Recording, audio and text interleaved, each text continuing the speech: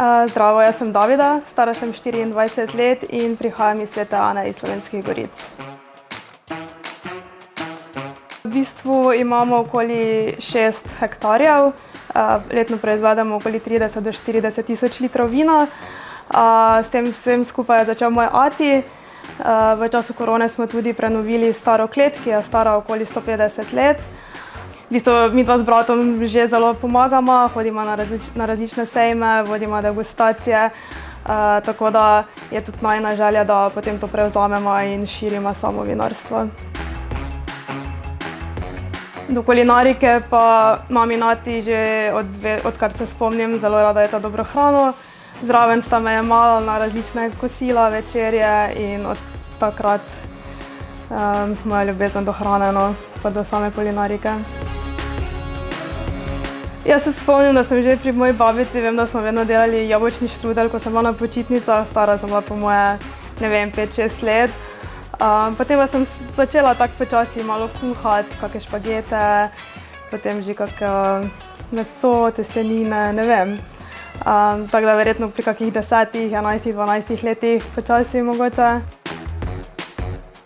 V bistvu bi to v razvoj samega vinarstva.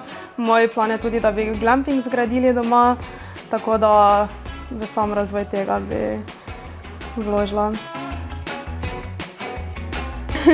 Ja, v osnovni šoli sem vedno govorila, da bom zdravnica tako kot moja mami.